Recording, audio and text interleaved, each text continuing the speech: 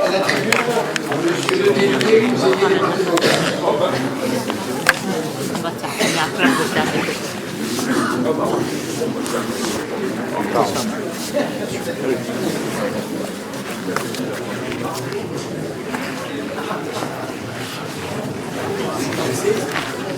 Monsieur le conseiller départemental, mesdames et messieurs, bien chers amis de Ponchon, bien chers collègues de Ponchon et de tous les environs, c'est sur les ondes de Radio Fournier de Saint-Sulpice qu'au nom de la commune de Ponchon, de son conseil municipal, de son personnel qui vous sert à boire, je vous souhaite bonne année. Bonne année à tous, à nos communes, à nos associations, nos entreprises, à tous les organismes que nous représentons, à la Téloise, successeur de la communauté du Sel, et ici évidemment représenté par plusieurs de ses vice-présidents et plusieurs de ses élus et de ses maires. Monsieur le conseiller départemental, mesdames et messieurs, bien chers collègues, bien chers amis, j'oubliais de souhaiter bonne année au centre de secours, mais il n'est pas là, et à l'adjudant-chef Clémer et à la gendarmerie de Nora. Et naturellement, bonne année à notre commune de Ponchon qui vient de vivre les 2 années les plus trépidantes et les plus boueuses de toute son existence. Aux travaux d'assainissement collectif se sont ajoutés la construction du transformateur de Villers-Saint-Sépulcre, le trafic de ses camions, ses lignes souterraines et 2 transformateurs à l'intérieur de la commune, le déroulement de la fibre optique, la plantation de ses poteaux, l'enfouissement de ses lignes, la rénovation du réseau d'eau potable dans le centre de Ponchon, la remise en état d'une bonne partie de nos routes et la remise à neuf de la route départementale 569 qui serpente dans Ponchon. Les travaux sont terminés, nos maisons ne se sont pas écroulées et nos finances ne se sont pas écroulées non plus. Et la raison s'en trouve ici, la plupart des travaux que je viens de vous citer ont été payés par les autres, c'est donc de la bonne gestion financière.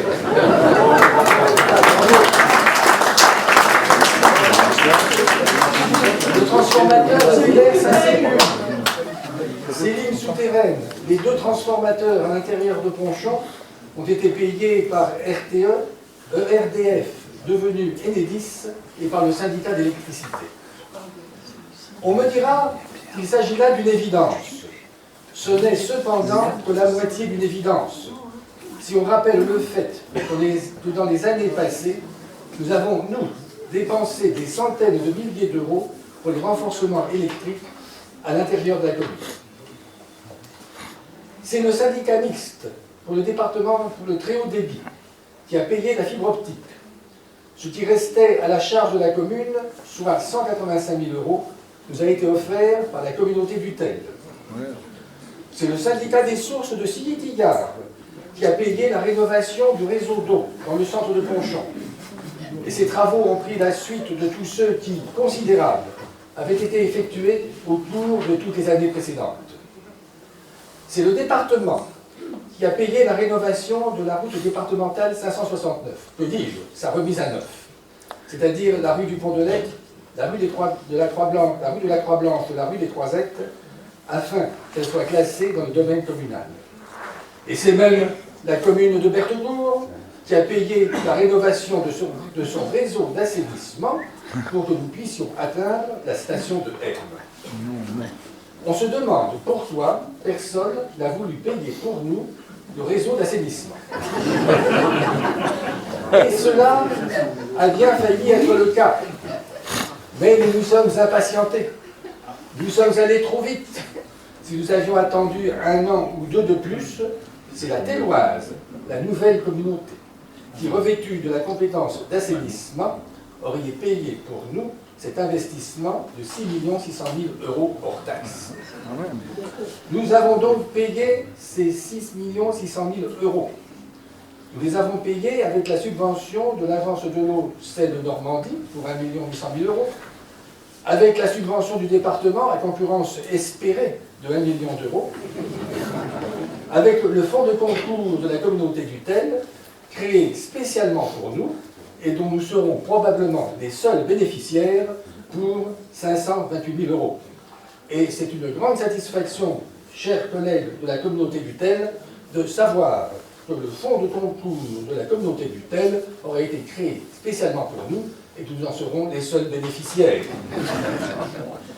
En cette affaire longue, incertaine et compliquée, nous avons été fidèlement soutenus par le Crédit Agricole et nous avons pu même mettre à contribution nos fonds propres, car au fil des années, nos finances se sont améliorées de façon considérable.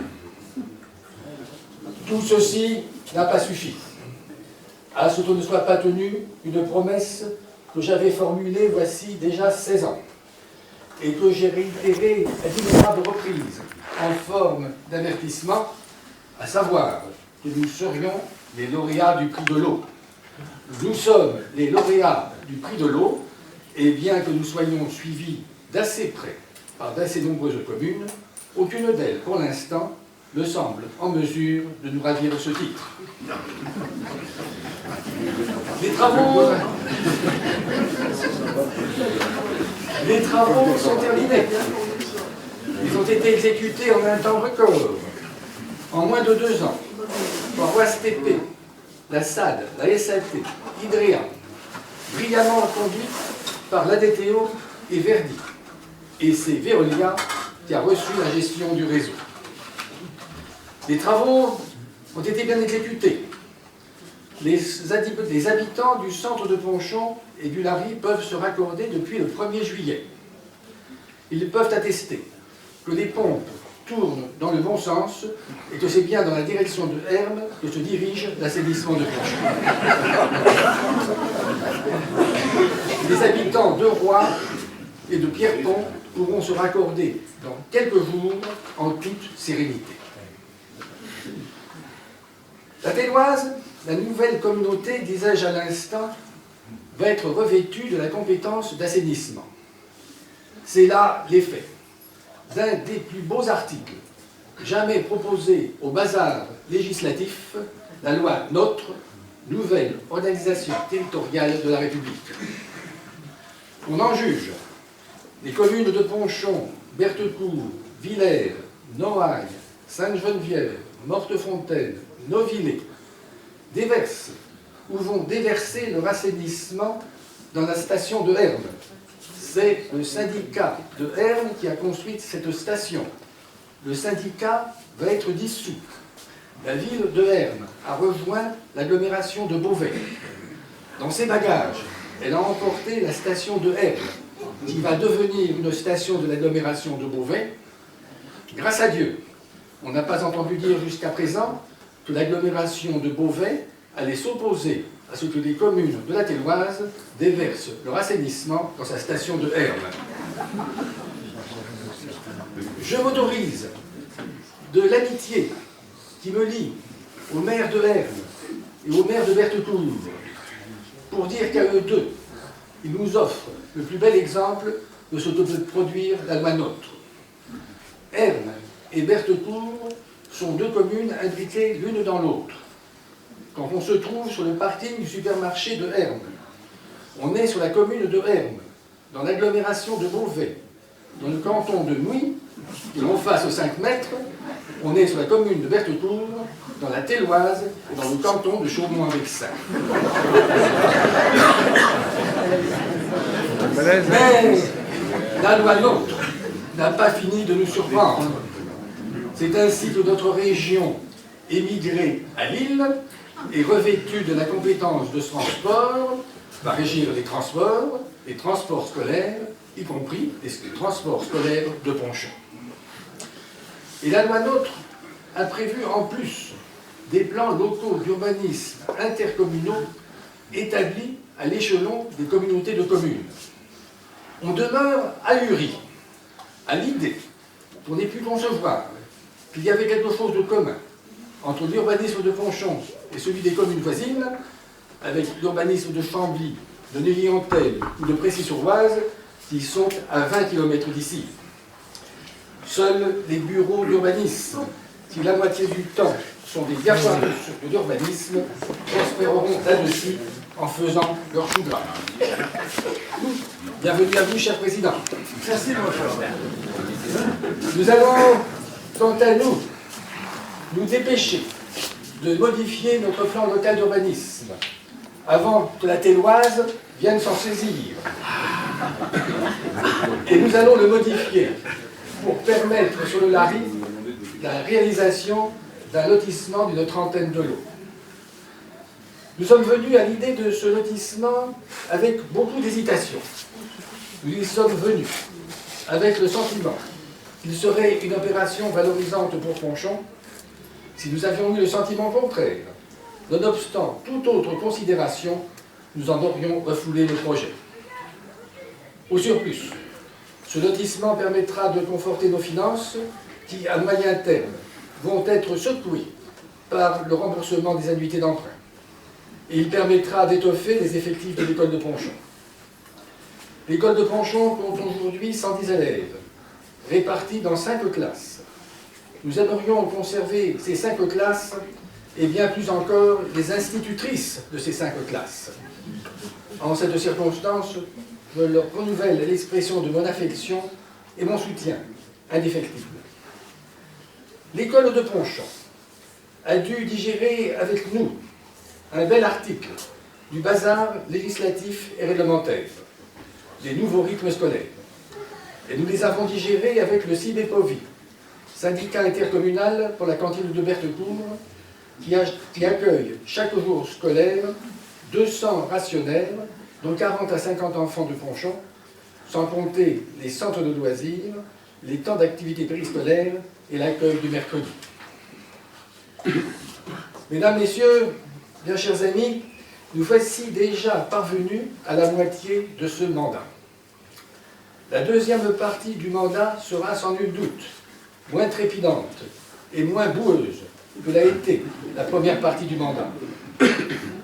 Au cours de l'année 2016, nous verrons resplendir dans le ciel de Ponchon des LED, en modernisant ou en finissant la modernisation de l'éclairage public.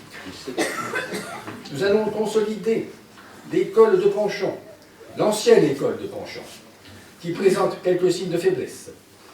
Nous allons poursuivre la restauration de l'église de Ponchon, entamée voici 35 ans.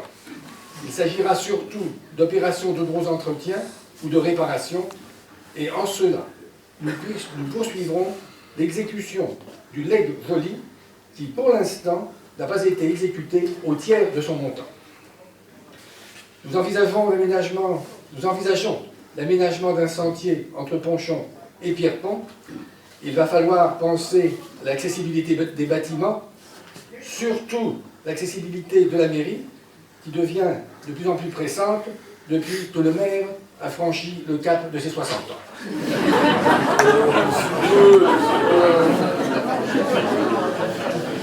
Surtout, l'année 2016 va être trépidante sur le plan électoral. 17. Il ne veut pas le temps passer, il ne veut pas le temps passer. Pour ma part, n'ayant pas encore tout à fait décidé de briguer d'ici 3 ans un 4e mandat, j'avais pensé assurer la fin de ma carrière politique en me présentant aux élections présidentielles du mois d'avril.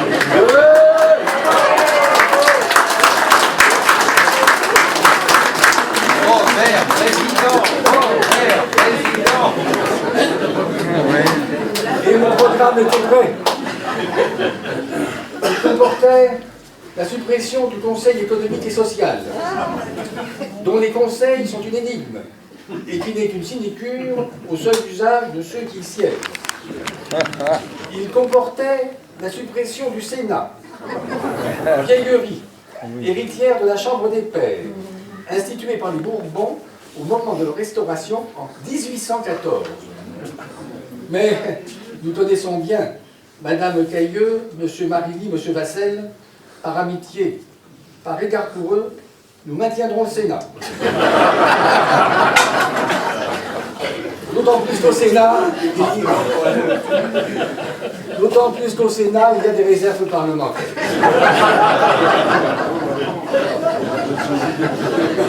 Mais le nombre de sénateurs sera limité à 100. Ensuite, j'aurais proposé la limitation du nombre de députés à 200. 100 sénateurs, 200 députés étant des nombres de grâce susceptibles d'être revus uniquement à la baisse, au cas où les députés et les sénateurs survivants persisteraient à voter des choses pour nous compliquer davantage la vie et encombrer encore le bazar législatif. Ces trois premières mesures auraient eu pour effet de ramener le nombre total de parlementaires de 1300 à 300. Ensuite, j'aurais proposé la limitation du nombre de ministres à 10.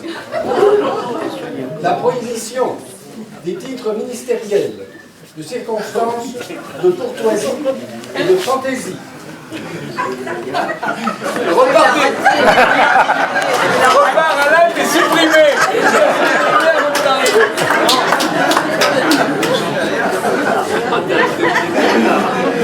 Monsieur Vassel, sénateur.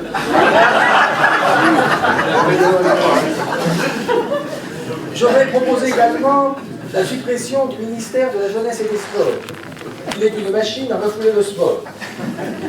La suppression des chambres régionales des comptes, qui ne font de compter ce que tout le monde déjà a compté 15 fois. La suppression des agences de l'eau, qui fonctionnent comme des usines à gaz. La fusion du Conseil d'État et de la Cour de cassation et la division par 4 du nombre total de leurs conseillers. La suppression des régions, qui en 30 ans n'ont pas encore connu leur raison d'exister. Mais Alexis Mancel, conseiller régional, nous dira, nous dira ses raisons d'espérer en la région. Ensuite, j'aurais proposé la suppression de l'ENA, dont vous êtes issu, cher président. L'ENA, École nationale d'administration, usine de moulins à décret, pour ne pas dire de moulins à vent, pour ne pas dire d'éolien.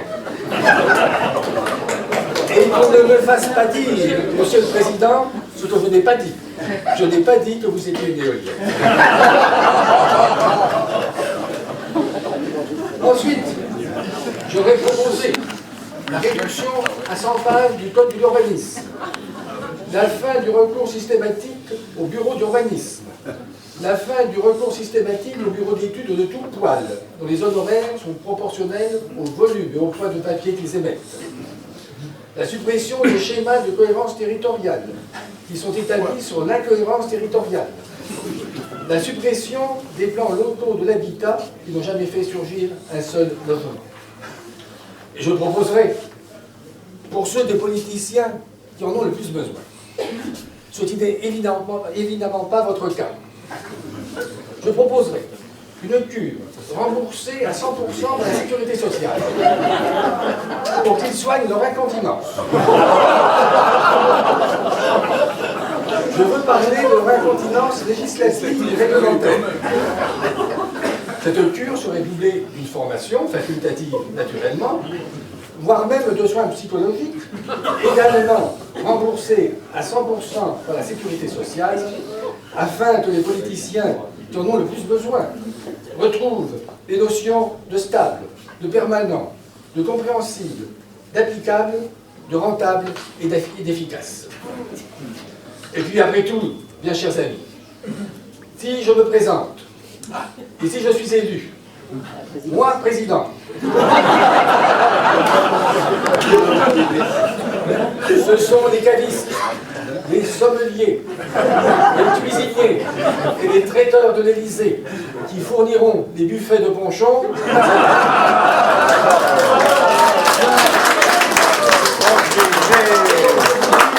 à l'année prochaine.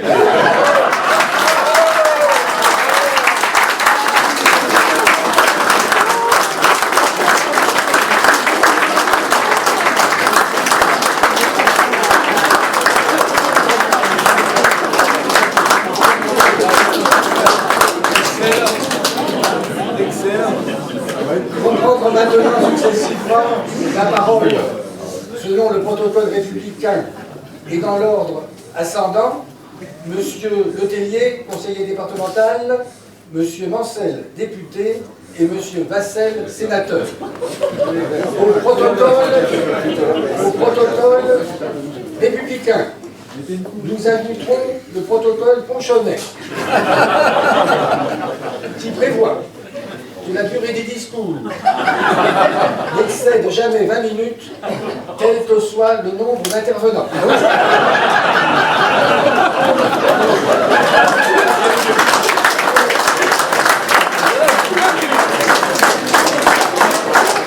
Et de ces 20 minutes, j'ai déjà consommé 21 minutes. Par grâce pour l'assistance, soyez brefs. Monsieur Letellier, conseiller départemental.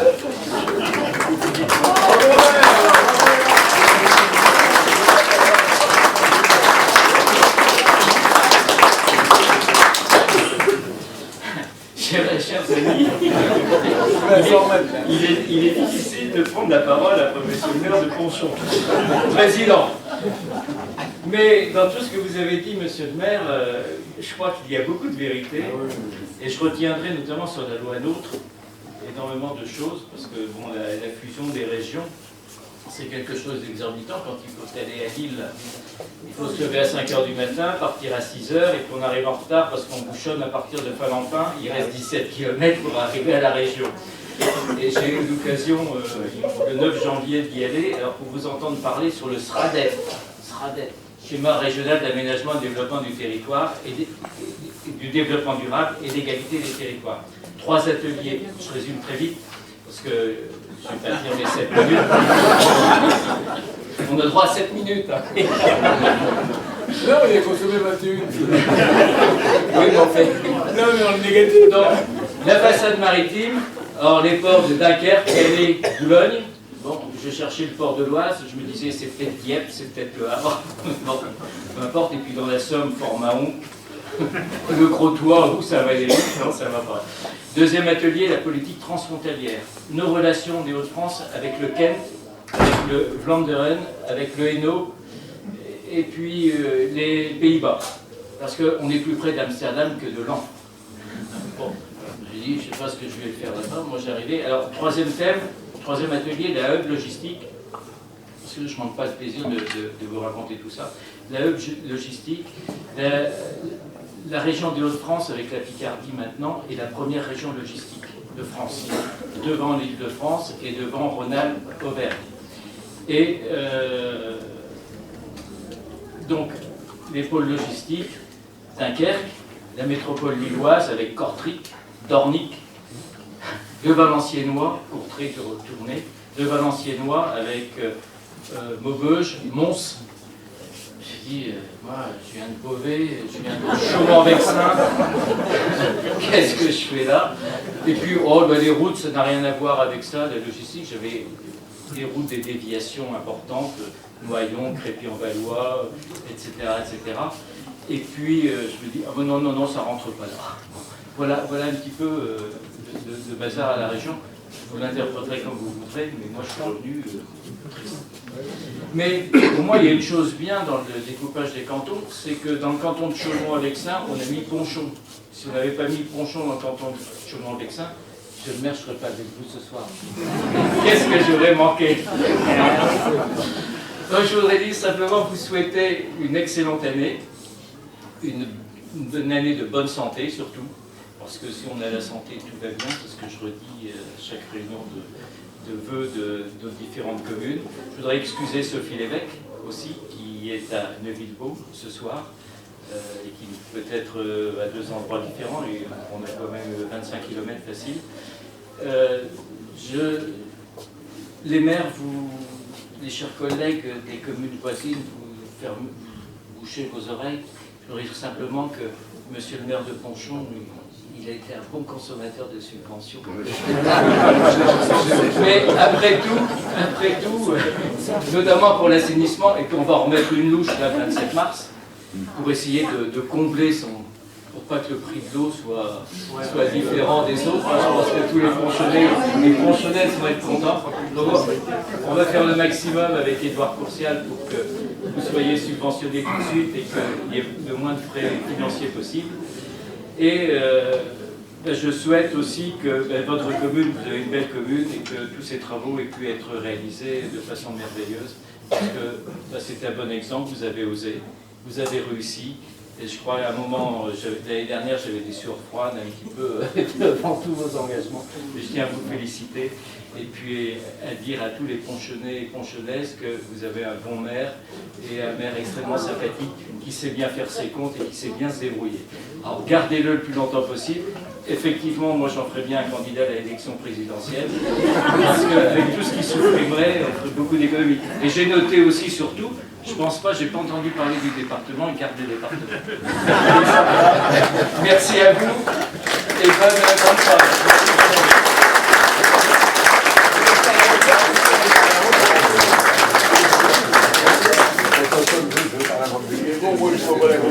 Monsieur Vassel, sénateur. Oui. Bon, monsieur le maire de Brochon, merci de me donner la parole, merci pour votre invitation. Je salue la présence de Jean-François et d'Alain Letellier, et je vais être très bref, suivant les instructions de monsieur le maire, pour respecter donc la tradition de Ponchon. Simplement pour dire que vous avez un maire hors norme, qui mérite effectivement que nous retenions toute notre attention chaque fois qu'il s'exprime. Il a exprimé avec humour le bon sens paysan et le bon sens rural. Moi qui suis maire d'une petite commune rurale, j'ai particulièrement apprécié les propos que vous avez exprimés, sauf que, si j'ai bien compris, avant que j'arrive, vous aviez envisagé la suppression du Sénat. Et du moins, d'un certain nombre de sénateurs. Je suis arrivé à temps pour vous dire aux enfants, s'il y en a à supprimer, ben gardez au moins le seul rural du département, qui peut peut-être vous être utile et porter votre voix au niveau le plus élevé. Voilà. Mais écoutez, c'est tout ce que j'ai à vous dire. Ah si, quand même, monsieur le maire. Soyez quand même attentifs sur les dépenses de la sécurité sociale. On est déjà en déficit, n'allez pas faire passer des cures prises en charge à 100% par la sécurité sociale pour les parlementaires. Je crois qu'il y a d'autres économies à faire. Voilà. Écoutez, bonne année à tous et surtout bonne santé.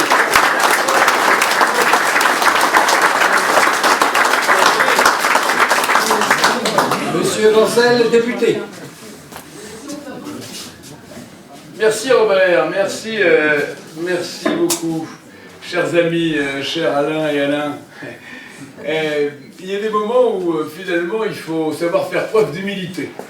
Et quand on vient au discours de vœux de notre ami Robert, il ne faut pas chercher à voir la vedette, il faut considérer qu'il la prendra de toute façon. À partir de là, je ne vous parlerai pas de tout ce dont je voulais vous parler, notre communauté de communes, que le Pastel-Bus était toujours à votre disposition, que vous serez bientôt les seuls dans le département à ne pas payer de taxe d'enlèvement des ordures ménagères, etc., etc. Je me contenterai de dire à Robert qu'une nouvelle fois, il nous a ravis par la qualité de son humour et par, c'est vrai, Alain l'a dit, le bon sens qui caractérisait le fond de son propos.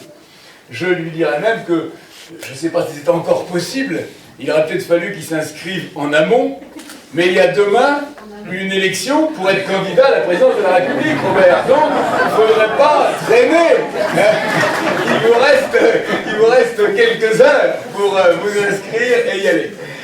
Cela étant, pour vous montrer, mon cher Robert, que vous êtes cher à mon cœur, et ça depuis longtemps, et nous sommes amis, et j'en suis 1000 fois heureux depuis très très longtemps, je voulais, en présence de tous vos amis réunis ici, qu'ils soient de Ponchon ou d'ailleurs, vous faire un petit cadeau.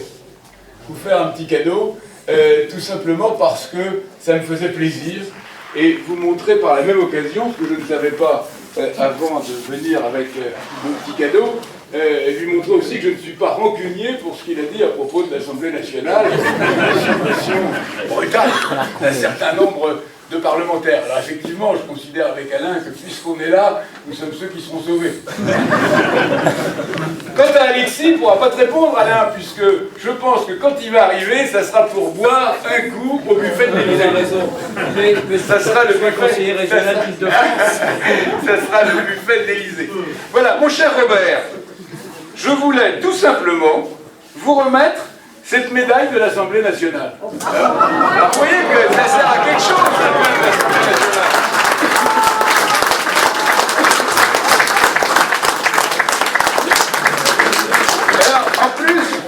En plus, c'est tout à fait symbolique à Ponchon, puisque ça doit être une des très rares médailles que n'a pas fait Raymond Joly. Voilà, elle est là, et vous pourrez la garder, mon cher Robert, pour votre 5e, 6e, 7e mandat, pour vous souvenir de cette soirée mémorable. Voilà, mon cher Robert, et tout ça dans notre avis.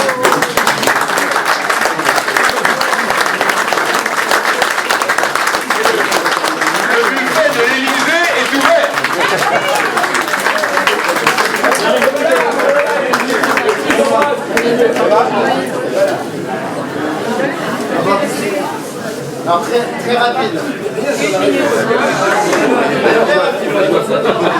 Alexis Mancel nous promet de nous démontrer en 2 minutes que tous les espoirs sont fondés sur la région. Il n'y a rien de pire que quand on annonce à boire et que finalement on n'a pas l'eau à la bouche. Donc j'espère être très rapide. Cher Robert, écoute, j'ai raté ton discours.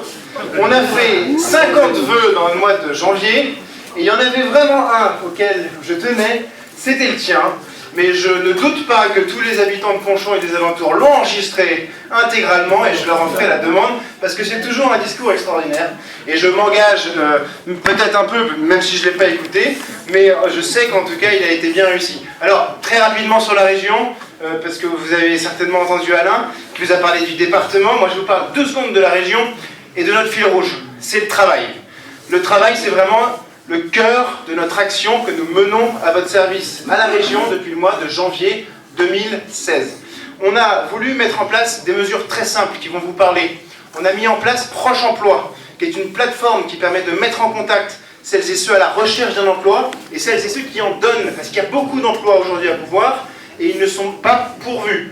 Proche Emploi, c'est la plateforme de la région. Vous pouvez en parler autour de vous, celles et ceux qui sont à la recherche d'un emploi. Proche Emploi, 0800 02 60 et 80, et ce numéro vous permettra de retrouver une formation ou un emploi. Ça, c'est la première chose. Deuxième chose, ceux qui travaillent. On a oublié ceux qui travaillaient. Eh bien, la région, elle a souhaité mettre en valeur ceux qui se levaient tôt le matin, qui prenaient leur voiture et qui allaient travailler à plus de 30 km de chez eux. C'est pour ça qu'on a créé l'aide au transport.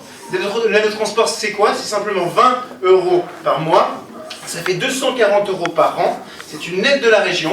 240 € par an, c'est peut-être pas beaucoup pour certains, mais c'est beaucoup pour d'autres. Et voilà un signe fort, une fois de plus, en faveur du travail.